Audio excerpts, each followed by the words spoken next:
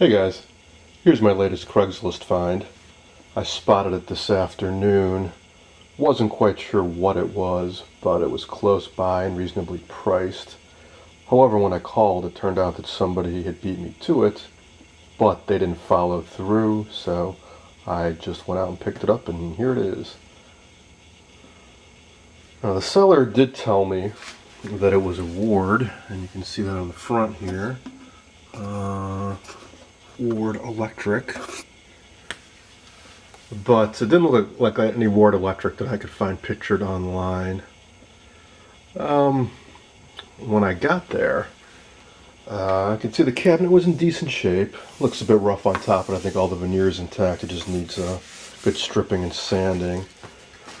Some people have carved initials in here. Delightful.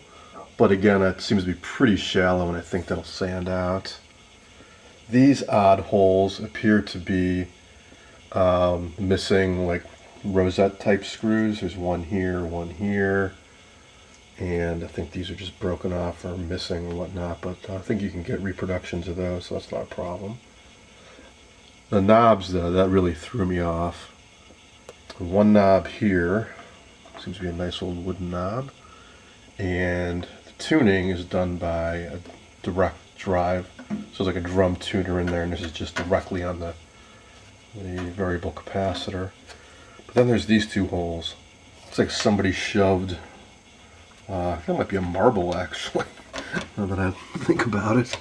So somebody shoved that in here and drew some crap around it, and this is just open, but it goes to solid metal. So that got me thinking that probably this radio did not go in this cabinet. On the back side, though, looked to be in pretty decent condition overall. Speaker doesn't look too bad. There's a little hole there, but otherwise it seems to be intact. Here's the radio itself, again Ware Electric. And there's that tuning drum, direct drive and the tuning capacitor. Did come with a full complement of tubes. Huh, I did not notice that before. They're color coded. That is cool. Huh. These are type 24 tubes for the 3 amplification stages. This is a TRF radio, tuned radio frequency, so it's not a super het. There's no local oscillator, no mixer. It's just you just tune the antenna, and it feeds it straight through an amplifier, and a tuned amplifier, I should say. So each stage has like a filter in addition to the amplifier. Type 27 detector, type 45 output tube, and a type 80 rectifier. Power transformer's not too impressive. Hope it's the original though. And big old filter capacitor. Power switch looks like it's supposed to be on the volume control, just like my Spartan that I had so much trouble with. Ah, but this one's working. Interesting. If you guys can see that action in there, try to get the camera in closer. So on the rheostat, there's a little pin that sticks out and that fits into a sort of a notch on the toggle switch. Like somebody cut into it. It's usually like a ball on the end of a toggle switch. And there we go. That's odd because I just noticed there's also a switch over here. So I wonder if that's like a local distance switch.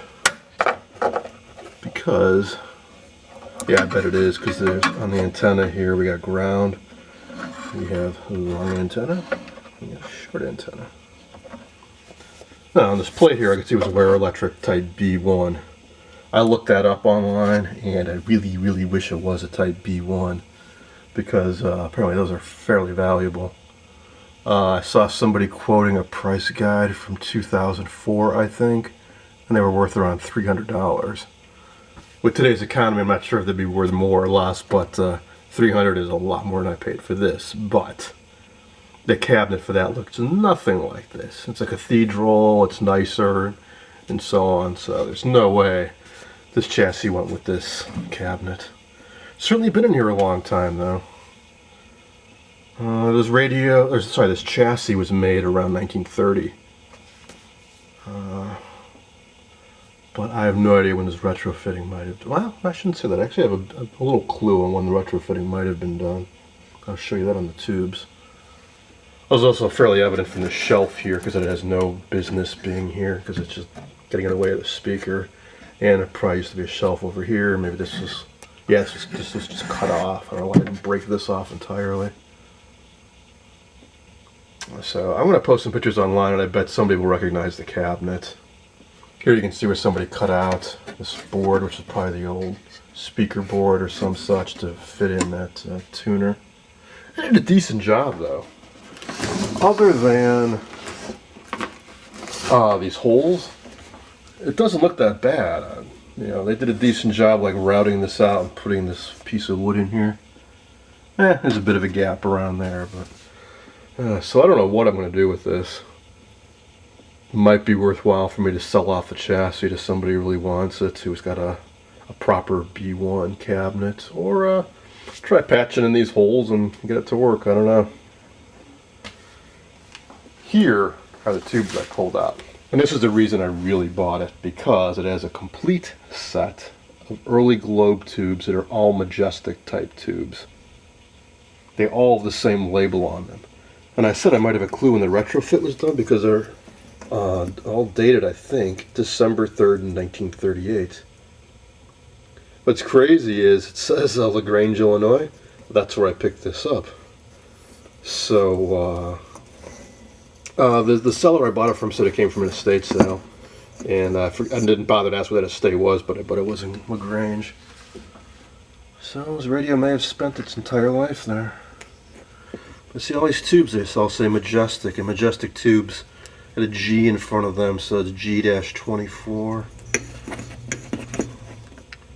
All carry electric service, all December 38.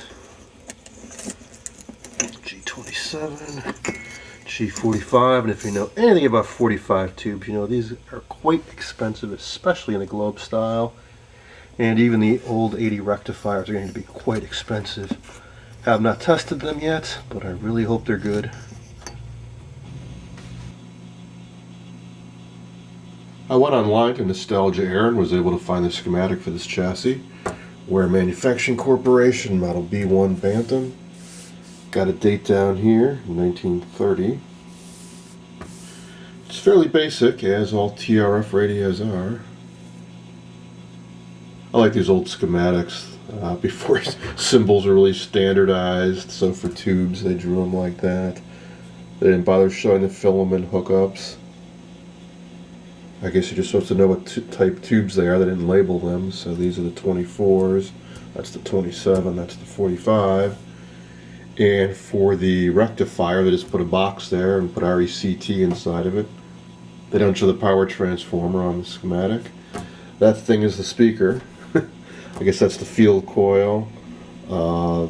That's the output transformer, and that's the field coil. I mean, the voice coil. At least they put the component values. I've seen a bunch of old schematics like this, where this is all you get, just this top part. But on this, they do put the values down here. Looks fairly simple.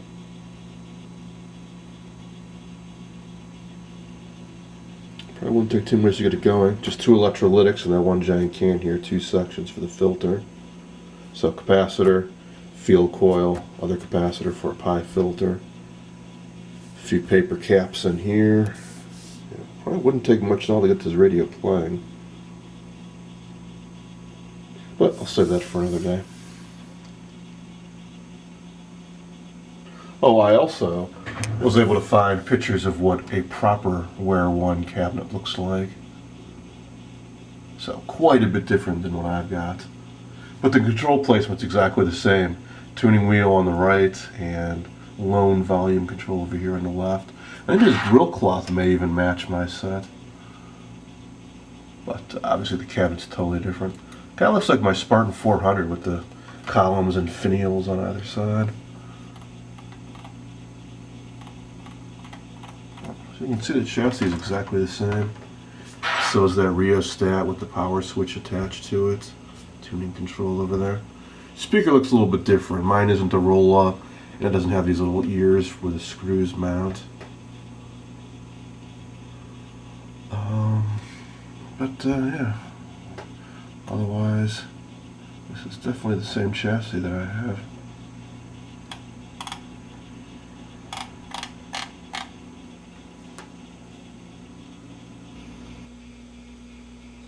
I set up my triplet 3413B for a Type 45, popped it in and let it warm up. And let's go through the tests. Check for shorts. You flip these the opposite way and see if the light lights up. No short, no short.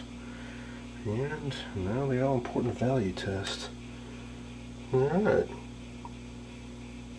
One down, 5 more to go. Now I'm going to check the Type 80. The 80 and the 45 are the ones that I really care about because they can be the trickiest to find replacements for. So, let's see.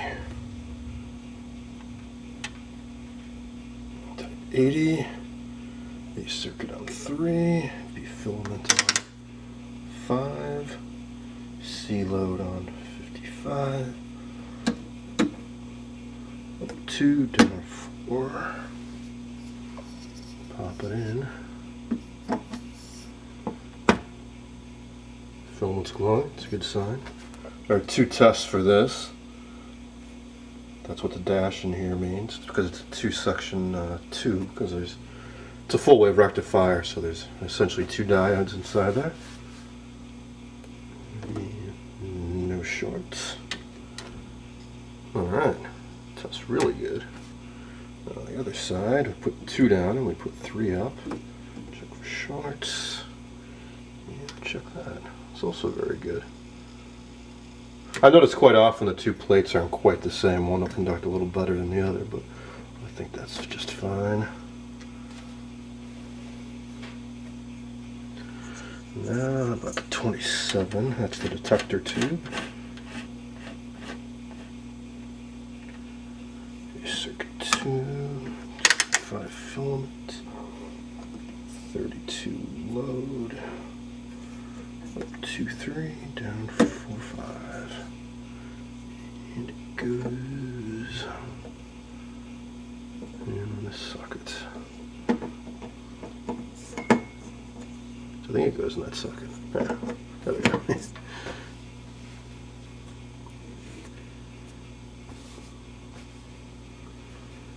And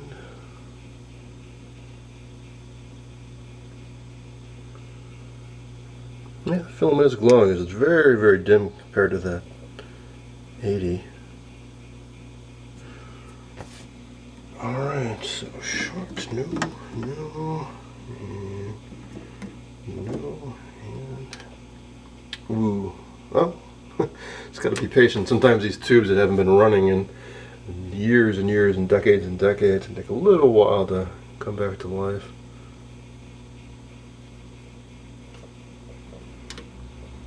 Alright, that's a good tube too. I've got the tester set up for 24. Same base type as the 27, but this one has this grid cap on top. So you gotta remember to hook up this clip on your tube tester. Alright, shorts test, no, no, and no. And check the value. Alright. Now it makes me wonder, how long was this radio actually used after these tubes were put in 1938? Because by 38, a radio like this was really long in the tooth, because that chassis was made, like I said, in like 1930. There are much more advanced designs by 38. More powerful output tubes, more sensitive detectors. Certainly they had super heterodynes by then, and TRFs were really a thing of the past.